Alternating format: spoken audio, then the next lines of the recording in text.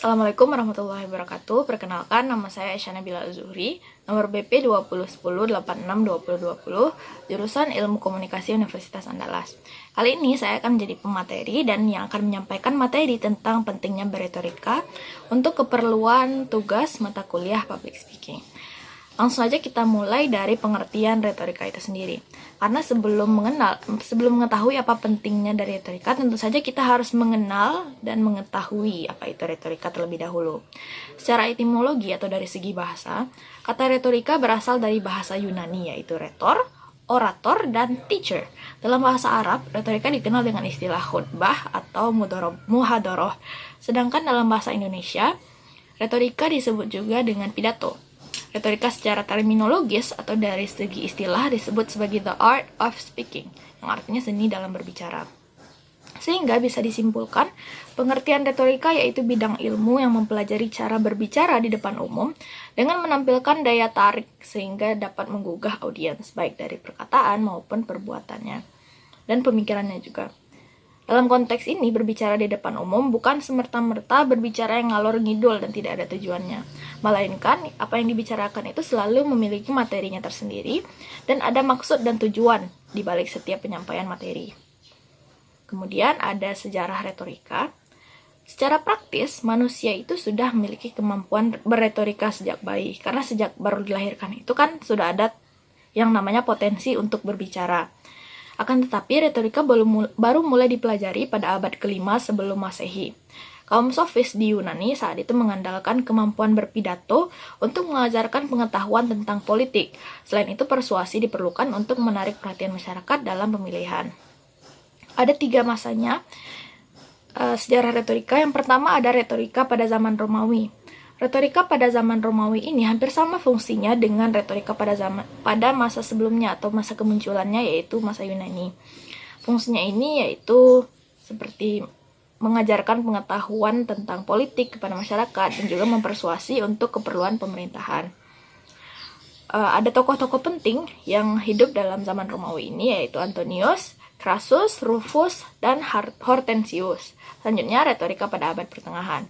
Berbeda dengan pada zaman Romawi sebelumnya, pada abad pertengahan ini, pemimpin-pemimpin politik itu cenderung tidak suka jika digolongkan sebagai orang yang pintar dalam berbicara. Karena pada saat itu pemerintahan dilaksanakan secara otoriter, jadi mereka lebih suka jika mengganti pembicaraan itu dengan menembak secara langsung atau memberikan perintah secara langsung saja tanpa perlu menyampaikannya terlebih dahulu.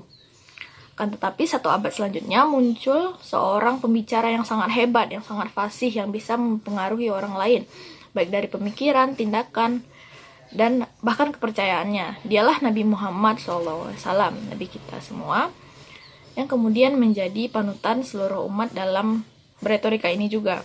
Yang terakhir ada retorika modern. Karena pada zaman sebelumnya, pada abad pertengahan, retorika ini dianggap tidak penting bagi seorang tokoh politik atau tokoh-tokoh yang penting di masyarakat, Peter Ramos telah membagi retorika menjadi 2 bagian. Ketika sebelumnya retorika ini adalah lengkap yang mulai dari penemuan, penyusunan, dan penyampaian, pada kali ini penemuan dan penyusunan digolongkan kepada logika, sedangkan retorika hanyalah penyampaiannya saja.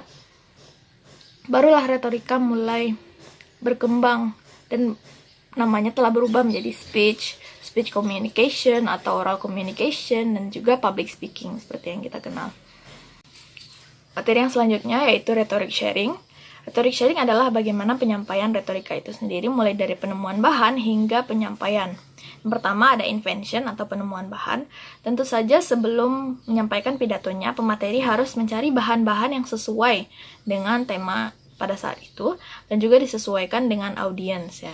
Yang kedua ada arrangement, penyusunan materi. Materi ini dari bahan-bahan yang sudah dikumpulkan sebelumnya, kemudian menyusunnya menjadi sebuah naskah pidato yang terstruktur dan terorganisir. Yang ketiga ada pemilihan bahasa. Pemilihan bahasa diperlukan supaya penyampaian tersebut nantinya tidak akan menimbulkan kesalahpahaman karena telah memilih kata-kata yang baik dan sesuai. Yang keempat ada memori, mengingat materi, karena ketika tampil, angka lebih baik kalau pemateri tampak menguasai materinya, sehingga materi tersebut perlu dihafal dan diingat. Yang terakhir ada penyampaian. bagaimana sih komunikator ini menyampaikan materinya gitu, apakah sesuai caranya, medianya, dan segala macamnya sehingga audiens bisa menangkap maksud dan tujuan dari retorikanya. Kemudian, apakah retorika bisa dipelajari? Tentu saja jawabannya bisa. Pertama, kita lihat dari pepatah Latin yang menyebutkan poeta nascitur orator fit. Jika diartikan menjadi seorang penyair dilahirkan, tetapi ahli pidato diciptakan. Hal ini berarti tidak ada ahli pidato yang lahir dengan kemampuannya begitu saja, melainkan merupakan hasil dari latihan dan latihan dan latihan secara terus-menerus. Aspek retorika dalam komunikasi. Ada maksud tertentu yang terdapat dari setiap penyampaian informasi oleh komunikator. Baik komunikator hendak menyampaikan ideologinya ataupun juga ada ajakan yang hendak disampaikan kepada audiens. Yang kedua, argumen diperlukan untuk menguatkan topik materi yang diusung. Karena topik materi ini biasanya merupakan suatu yang umum ya, perlu juga ada argumen-argumen supaya lebih relevan dan relate dengan audiens juga sehingga juga mudah dipahami. Yang ketiga, audiens kemudian mempertimbangkan argumen yang telah diberikan. Argumen-argumen tadi tidak semerta-merta diterima begitu saja, melainkan dicerna oleh audiens, sehingga audiens bisa memutuskan akan menerima atau tidak dari pidato yang disampaikan oleh pemateri tadi.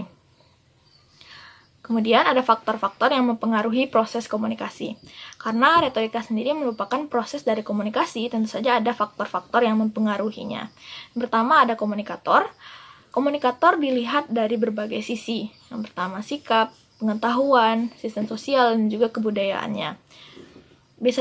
Biasanya audiens akan menilai komunikator ini apakah dia kredibel atau tidak, mulai dari penampilannya terutama ya, dan cara penyampaiannya.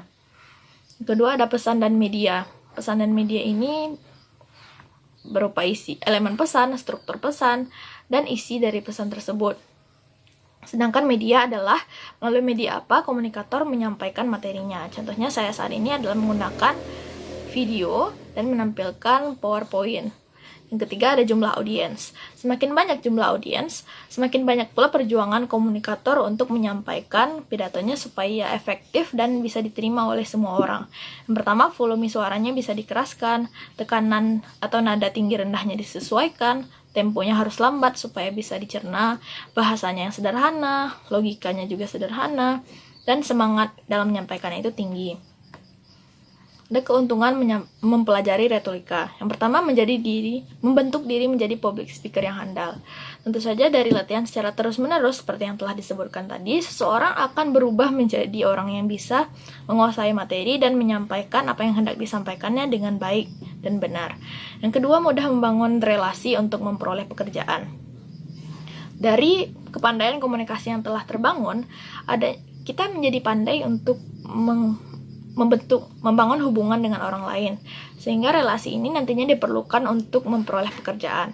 Yang ketiga, membangun personal branding yang baik di tempat kerja. Dan yang terakhir, terciptanya lingkungan yang nyaman dari keefektifan komunikasi.